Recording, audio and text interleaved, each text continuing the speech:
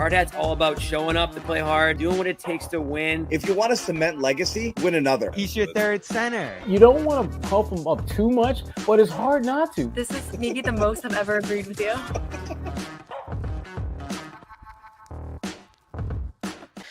Hey, Boy Manning here. Welcome to a Thursday edition of the Garden Report. We got an off day from practice, and Jay King's here.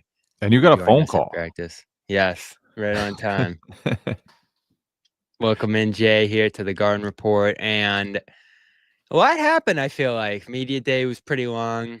We had 2 practices, got to talk to quite a few Celtics here. And there's obviously a lot of players gone and a lot of new faces to try to figure out here, which is different. It's been a couple years where we've pretty much known everybody from the start and what this team's going to do. Now we're talking about new systems and styles and trying to figure out what this thing's going to look like here. And I found that pretty exciting. Yeah, like last year especially was kind of weird to write about because they changed nothing. They brought back all the same guys. I mean, Peyton Pritchard emerged as a 6th man of the year. Luke Cornett emerged as one of the best backup big men in the NBA. But really, like, they were playing the same lineups. They were playing the same guys. There was not much that changed. Now that a lot's going to change. Sounds like their playing style is going to change. Their rotation is certainly going to change and quite a bit.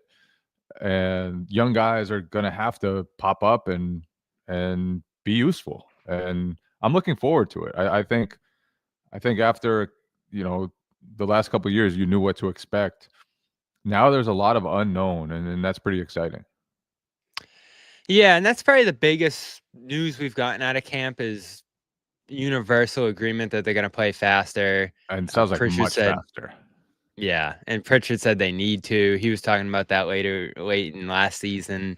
I know Horford was big on that too when he was here, but they just couldn't get it done. They seemed to get slower as the year went on. And then in one of those first Brad pressers over the offseason, he was like, yeah, the thing's grinded to a halt in the Knicks series there. And I think Joe's probably pushed back against it a little bit, at least what we're, defining his pace here, because they were 29th, right? I think, you and some others wrote about this. They were down to 30th over the last couple of months, and it looked like it. Walking the ball up, taking a long time to get into their possessions. And, I don't disagree with Joe that there's many different ways you can look at pace, but regardless of how you do, it definitely slowed late last season. So do they have to be the Bulls and just go nuts up and down the floor, or, some of those old Suns teams?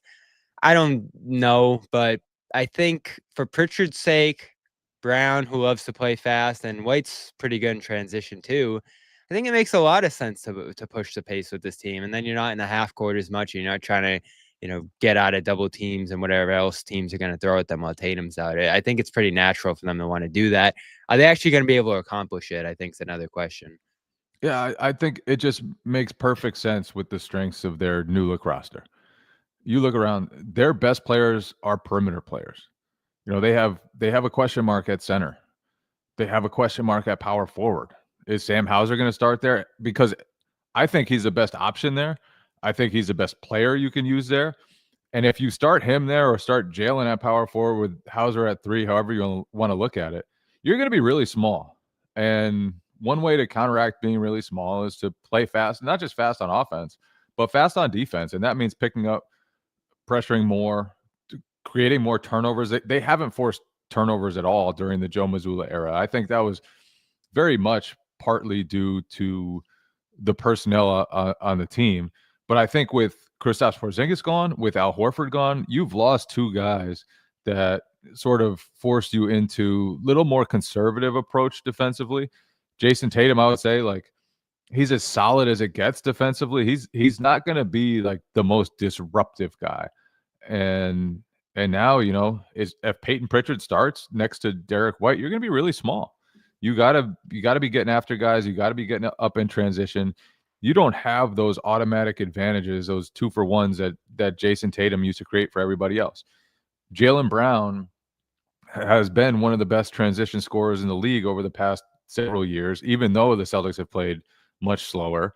And he's been urging them to play faster for years now. It seems like a few times a year he pulls that out during a press conference and says, I've been asking guys to play faster. I've wanted to play faster. He said at one point we get in trouble when we walk the ball up the court, and it's true. And they don't want to do that anymore. And I think that's just one way to utilize the new roster. And also, maybe there is, but I don't see much separation between the 5th or 6th guy on this roster and the 11th or 12th. And if there's not much separation, then maybe you just play a lot of guys and have them play hard as hell while they're out there, and hope that playing hard and getting up and down the court can overcome some of the flaws of the roster. Yeah, and maybe cycle in 4 or 5 guys at a time, like hockey. The hockey subs that Jordan Walsh was talking about, but Joe Mazzulla sharply denied that one. So speaking of starters, we'll get to the defense in a few here. I, grabbed that social media post they did of the scrimmages out there and try to break down, who's on either side, who's playing with who. And they're flashing all around. It's like 2 minutes, so it's tough to tell. But by the best view I could get, it looked like most of the starting unit that was out there was typically White, Pritchard, Hauser, Brown, and Cada.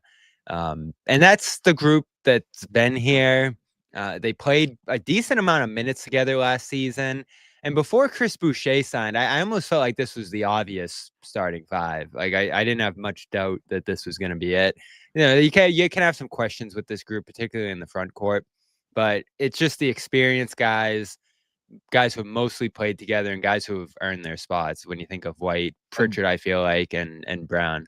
And Chris Boucher he's almost 33 years old. He plays power forward, but he started 23 games in his entire career. This has been a career backup.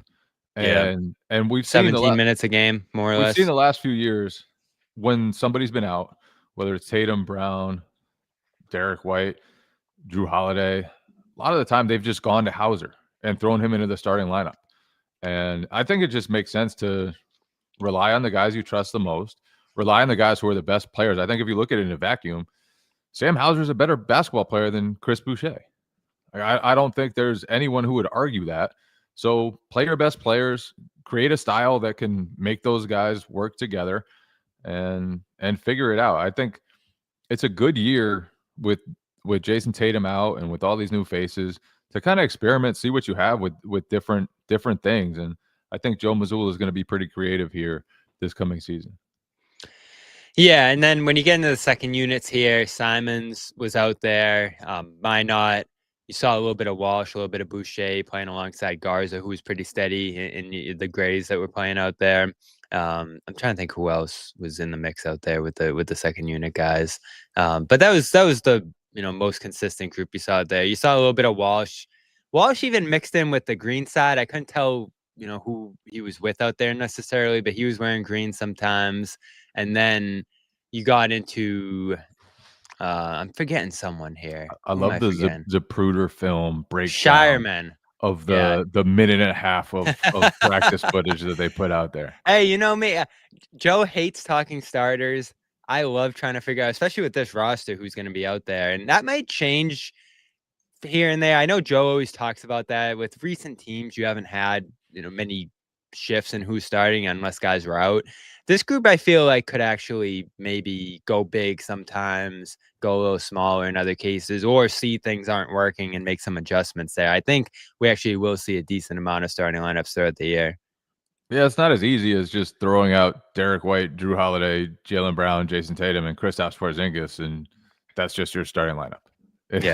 It's not going to be that easy. You're going to be choosing from imperfect choices, and I think Anthony Simons said that we could even see the starting lineup change, and that he said that's something that's been said to him. So yeah, I think there's just uncertainty there that we haven't seen in a couple of years. And I know there was a little bit of uncertainty after the Drew Holiday trade about whether he was going to start, Al Horford was going to start. That was decided very early and never really changed. Obviously, Porzingis came off the bench some during the recent playoff run, but for the most part, when he was healthy, he started. Al Horford came off the bench, and that was that. But now there's real choices for Joe Mazzulla to make. Yeah, and I think Keita seems like a pretty strong front runner at center. The other three are, I'd say, decently sure things. The Hauser Boucher trade-off will definitely be interesting, but I'm with you. I think Hauser gets the benefit of the doubt there for being there, and then Boucher probably has to play some reserve small minutes if Garza doesn't prove himself immediately. But I think they like Garza, so that's going to be interesting there in the front court. There'll definitely be some mixing and matching. I think the fans are most interested in Simons, Pritchard, and surprisingly, at least on Twitter, I feel like there's a lot of buzz for Simons grabbing that spot. Don't put them together in the same sentence, Yeah. Bobby. I'm already in hot water on a couple of fronts at camp. Yeah, so Simons, Pritchard's a debate among the fan base. I don't know how much of a debate it's going to be for Joe in particular, who just loves Pritchard. And I think Pritchard, whether he says it or not, always seems to want to push himself to another level. So I think he has some interest in starting or trying to, I'd imagine. And then Simons just hasn't been here, and they've been trying to acclimate him to this group and, get him up to speed with the defense. So I think it all points toward Pritchard at least starting there. And we heard from him at practice today. I want to go to some of that sound, but first I want to let everybody know about Prize Picks, which is a big baseball game coming up in just a little bit here. Use the code CLNS and you'll get $50 in lineups after you play your first $5 lineup over there. And whether you want to add Alex Bregman, go more on his hits, go more on Trevor Story's home runs, maybe more on Conley early strikeouts. I like that one tonight. All you got to do is pick more or less on 2 to 6 player stat projections. And if you get your picks right, you could cash in. They put their users first, so all withdrawals are fast, safe, and secure. Football coming up tonight as well. Football is always fun. Whether it's Saquon Barkley, Josh Allen this Sunday. I think it'll be Drake May for the Patriots fans that you'll want to go more on passing yards, rushing yards, touchdowns, whatever it might be. They offer injury reboots, so if one of your players leaves the game in the first half and doesn't return, Prize Picks won't count it as a loss. If your full season fantasy team's falling apart, this is a good way to try a new one every single week. And they got the flex play, which means you can still cash out even if your lineup isn't perfect. So once again, it's one of the best ways to win cash this football season. If you go over, download the app, use the code CLNS, and you'll get $50 in lineups after you play your first $5 lineup. That's code CLNS to get $50 in lineups after you play your first $5 lineup. Prize Picks, it's good to be right. Let's hear from Anthony Simons, who talked a lot about his defense over the last couple of days. Yeah, we've talked about it, and it's just a matter of if I want to do it or not. You know what I mean? It's really that simple. Like I said, coming into a culture like this, you have to be able to adapt, or you're not gonna be in the position that you want to be, and whether it's playing or not playing. So to me, it's really that simple, and that's the honest conversations we had about it. And he always says that you're not as bad as people think you are, and so that's good to hear. But also, I got to do the work to get better in that end and focus in on exactly what we need to do on the defensive end. And so, like I said, I'm pretty excited about being pushed into a new level of which I can reach. Yeah, he brought it up. Obviously in his Joe way. He gonna throw jabs at you. You know what I mean? Just talking smack to you. But I enjoy it. You know what I mean? That's what he's challenging me with. So I'm taking on a challenge, and no matter if he talks smack to me all day about it, I'm going to take it in and just try to be better the next day. So that's all we've been doing, just a simple conversation like that. Yeah, for sure. That's one of the first things when I got here. That's the first things we worked on, is just being a playmaker in that way. Whether it's stabbing at the balls, trying to steal the ball, look at passing lanes, being in the right spot each every time. And so that's one of the things we drilled for the first 4 weeks I was here, before training camp. So those things, are something I never really worked on or been taught. And so I was happy that that was the focus, and we could see the impact on those 4 weeks of just working on that stuff.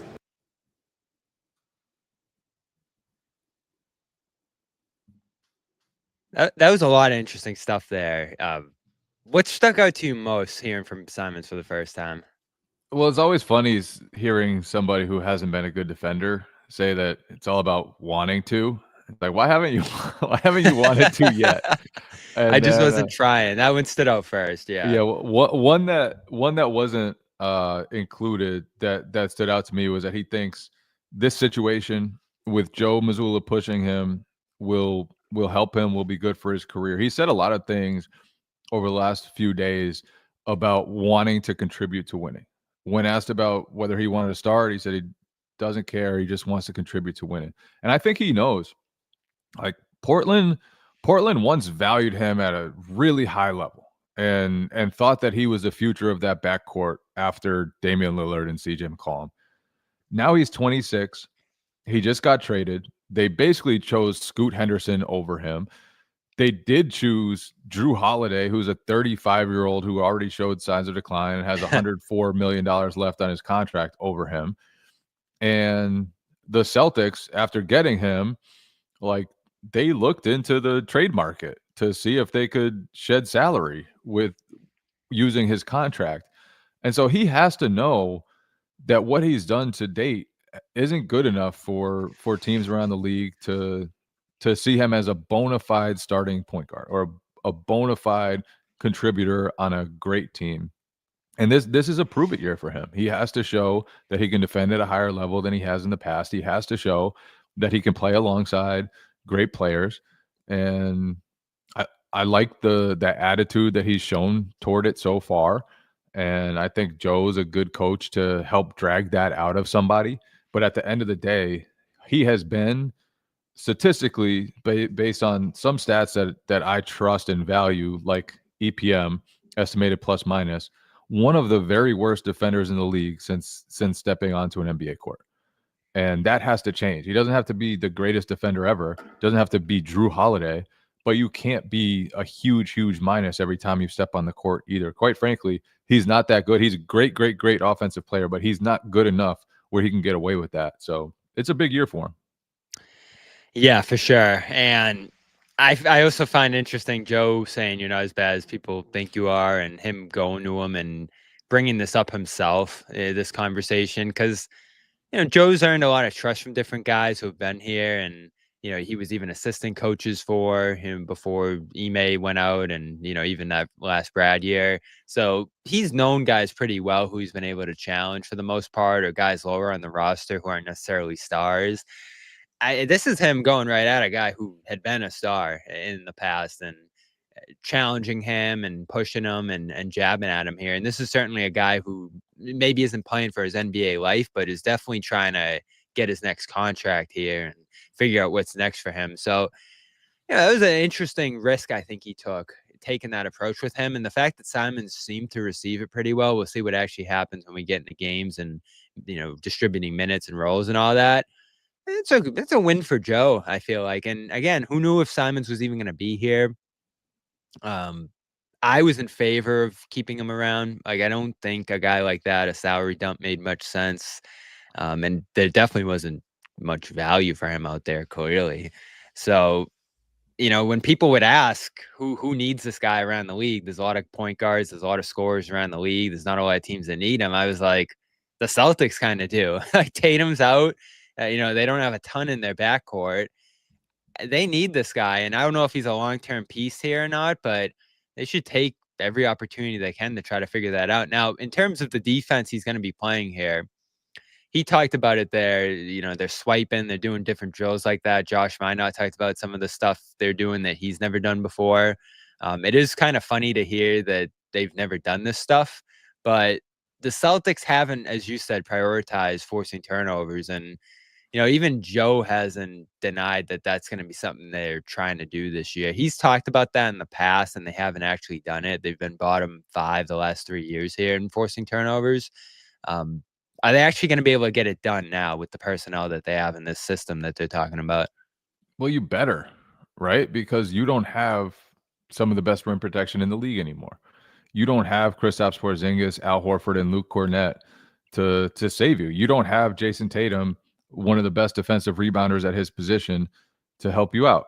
Like, quite frankly, this roster has some serious defensive limitations, and I think one way to overcome those is to force more turnovers, be more aggressive, send more traps. And like I said, they might play really small, and I think it's really important for them that Simons is at least a non-zero defensively.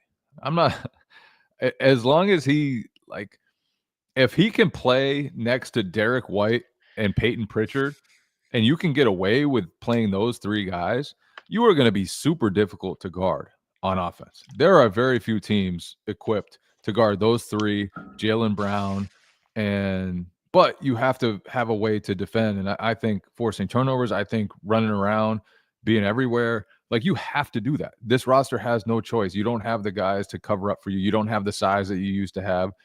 You are smaller, you're faster, you're more athletic, and I just think they're going to need to play a lot differently defensively than they have in the past 3 years. Yeah, and if they want to run, they got to rack up some stops somehow. And that's the thing. They've been a great defense going back to the Brad years. I think I was looking back at all the defensive ratings. It was only like 2 years since the beginning of Brad's tenure that they haven't been in like the top, 6 to 13 or so in defensive ratings. So it'll be interesting to see them try to figure it out on that end, because they don't have amazing talent on that end, and everybody's playing up a little bit in terms of their responsibilities. Everyone's probably going to have to guard up in size. I don't know how much you're going to want to switch this year. How much is Kada playing straight up at center? Like, I'm a fan of him playing off some weaker shooters and roaming a little bit, but I don't even think he'll be able to do that here if they're not going double big. He'll just have to be guarding centers. So there's a million questions defensively for this team that we're just going to have to watch play out. And frantic effort and just guys jumping and passing lanes and making those kind of plays is going to be a lot of this, especially Jaylen, who preaches a lot of that stuff, has talked a lot about it. He wants to be recognized on the all defense level, and I don't think he's quite been in that conversation yet. He's definitely come a long way on that end and has taken on some big challenges, and this year might even have to be the communicator and all that. This could definitely be a year where he gets some recognition on that end, but it's going to be a big challenge for everybody, including him. Yeah, and the one wild card I would throw into that mix is Xavier Tillman. Because are you buying the hype? I don't know if I'm buying the hype, but if he is healthy and he can move, I certainly don't buy the 3-point hype. He has never been a good 3-point shooter. Hasn't come close to 30% for his career. Like, I am not buying the Xavier Tillman 3-point hype. However, we know that when he's healthy, when he's right physically, he is a great defender. Like, not just good, he's great. They go back to that EPM stat you used, and he was up there with anybody defensively. And they used him in the finals where he was switching onto Luka and then switching onto Kyrie. There aren't many big men in the league who can do that. He racks up steals. He racks up blocks. He's very solid positionally. He's just a super high IQ defender. And you need a lot of that after losing Jrue Holiday, Al Horford, Luke Cornett, Kristaps Porzingis. They lost so much of their defensive fabric that if he can be just a playable offensive player, he's not going to be a great offensive player. He doesn't finish well enough. He's not a super athlete. He's not going to be a lob threat. Like I said, the shooting has never been there, even though he says he feels much more comfortable now. But his defense could be really important if he can stay on the court. And so I think that's a real wild card right now. Other than that, like you said, Jaylen's going to have a lot on his shoulders. I think all the guards are going to have some serious responsibility, especially if they are pressuring and playing as fast as they're saying they're going to on defense. Then, it's Derek White is going to have a lot of responsibility. Peyton Pritchard is going to have to be picking up full court and getting into guys. And he's talked about wanting to be more disruptive, be more of a defensive playmaker versus just staying in front of guys and forcing tough shots. I just think, especially if you do play a lot of small lineups, those guys are going to have to make guys uncomfortable on the other side. And there's going to be a lot on Jaylen, a lot on Derek, because they used to have all defensive caliber players basically everywhere. And I would throw Tatum into that mix. I would throw Al Horford. The Tatum loss is as big as anything, rebounding all the positions he can guard. And he guarded fives. He guarded fives. So if you start Sam Hauser, like we've been talking about, who guards fives? Does Jaylen guard fives? He might have to. Do they just have Kada guard fives and then play more, traditionally matchup wise? because they've never wanted to do that. And I'm really curious to see how Joe approaches all that stuff, and whether Jalen or somebody else can take on that challenge and do some of the stuff that Jason Tatum did on a nightly basis. Yeah, and I'm intrigued by Jalen talking about being more of a defensive guy this year, and when it came to proving himself and having that big year without Tatum, he's not hyping that up much. So maybe he is going to offload some of the offensive responsibility of the Pritchards, Whites of the world, some of these other guys, and focus more on big defensive assignments. Obviously, it's tough to do both, especially with the shoes he's going to be in there. So there's a lot to parse out here. We're less than a week from the first preseason game in Memphis, which will be interesting. That's not a super big team right now with all the injuries they have. So that'll be a good opportunity for them to maybe go small and try that look, and then maybe a little something different against the Raptors, Cavs, some of these other teams. They do have a pretty good preseason mix in terms of the types of teams they're going against here. A huge team in Cleveland, a smaller team, in Toronto and Memphis to some degree. So we're less than a week away from some games here. There's one other interesting thing I wanted to get to from the first couple of days of camp here that we mentioned. I want to give a quick shout out to Game Time, and that Red Sox game is underway down in New York. So if you're in New York, if you're in the Bronx and you're, a couple steps from Yankee Stadium, go over to Game Time, see what deals they got last minute here. I was looking earlier in the day, it was like 150.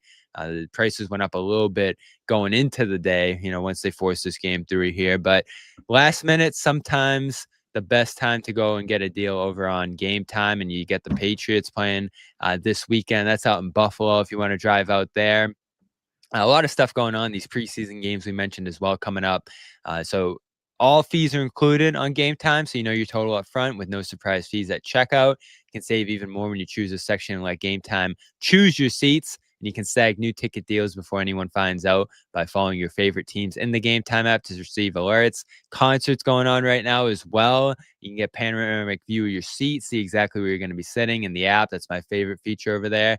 And they got the lowest price guarantee. Your Game Time will credit you 110% of the difference. I've always loved using this app, even before we partner with them here. And it's a big time right now with a lot of events going on and for our coverage as well. So it helps us out a lot if you go over there and use the code CLNS.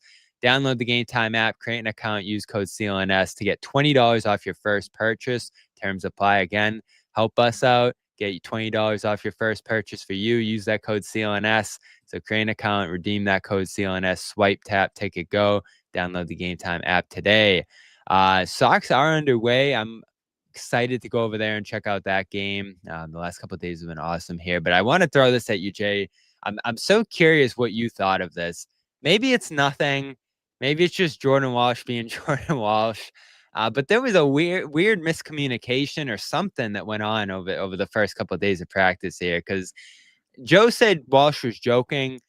It didn't sound like Walsh was joking here. I think that going into this year, taking advantage of my athleticism will be my winning point, my strong point. I feel like I've come a long way with my three-point shot. I feel like if I'm open and I catch the ball, it's going in. And I feel like my team feels that way, and I feel like the coaches and staff feel that way too. So just trying to use that to my advantage, like getting the respect of not just like our guys, but like the defenders to close out on me, and then using my athleticism to get downhill, get to the rim, whatever, kick it and then cut off of that, kick it, set a ball screen, slip, whatever it is. Being more athletic, being more involved. I feel like in the past, it's been a lot of, swing the ball, stand still, watch JT ISO, watch JB ISO, set a ball screen ISO. And I think that what Joe wants is it to be more of a, 5 in, 5 out type of rotation where it's like we're all going super hard 4 or 5 minutes, boom, switch out, come in, new 5, whatever, and then fight for 4 or 5 minutes. Yeah, I mean, everything just depends on how hard you're playing and are you willing to execute. So whether it's, 1 sub, 2 sub, it really doesn't matter. At the end of the day, you just got to play hard and execute what we're trying to do on any given night. And then, whatever the game calls for that particular night, whatever makes the most sense, we'll do that. So you talk about pulling from the sports in the past, that type of hockey stuff pattern. Is that something you looked at with hockey, or is it just the correlation? I'm not gonna lie to you, Jordan just said that to mess with you guys. We're not doing that. So, I know you guys need the headline, but that's not happening. So don't worry about that.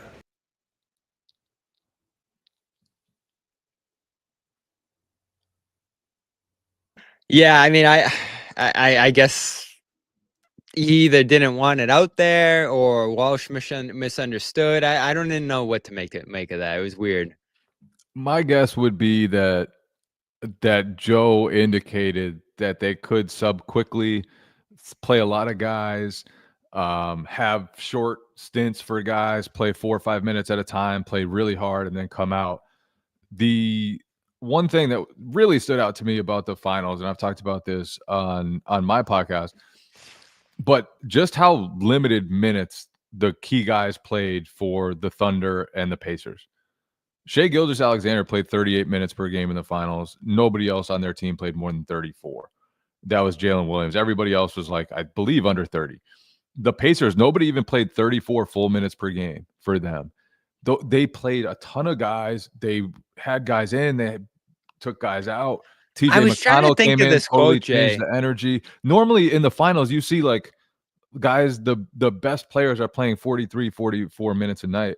But the Thunder and Pacers, two teams that were able to just play harder than everybody and really like just beat teams with waves of energy, they kept their minutes down like to an extreme degree that we've probably never seen before in the finals. Maybe we have a long time ago. I don't remember that. But I think that's really interesting. And I think that could be a trend that catches on and something that the Celtics, especially without having as many, the type of top end talent that they used to have, could kind of lean on playing guys shorter spurts and having a ton of energy everywhere and trying to make that part of their identity. Yeah, and I'm glad you brought that up because I felt like somewhere along the line last postseason or somewhere last year, maybe it was the Magic, it might have been the Pacers. I know the Celtics didn't play them in the playoffs, but someone on one of these teams was talking about like go hard for a couple minutes, then you sub out, let someone else go hard. Like it must have been Orlando because they had a pretty deep rotation. The Celtics played them. It could have been Oklahoma City or Indiana, as you mentioned, because they played like that to some degree. But someone was talking about that hockey sub style last season, and I remember that pretty vividly, but I can't remember exactly who it was. So that was definitely something that was happening last year. The full court press, which I know the Celtics were trying out here and there, didn't utilize as well as some of these teams. Indiana ended up doing that great. There was just a lot of stuff going on, and Joe, despite pushing back on this, has said he's studying league trends, has tried to stay ahead on certain things other teams are doing well, and implementing them in Boston in his own way. So I actually do think we're going to see some of this. You said it earlier, like there's not a lot of separation in their rotation. They want to play super hard, which is going to stress guys a little bit, and they have a bunch of interchangeable wings and energy guys here. I even go all the way down to Hugo Gonzalez, who, was playing in a professional league last year, not playing a ton in it, and probably is a little bit of a long shot to be a rotation guy here. But if you're going to go deeper in your rotation and just throw guys out there for energy, he's a pretty big body and, apt cutter and solid defender who makes some sense if they're going to play a larger rotation this season. So I'm even interested in, go back to that little scrimmage video, Jay. Saw him out there in some of those lineups. So knocked down a 3, I believe. Yeah. So I think you could even see them go that deep into their rotation this year. There's just a lot of different guys who bring a lot of different things to the table here. And as you mentioned, not a lot of separation between them. Yeah, it's going to be really interesting to see Joe figure it out.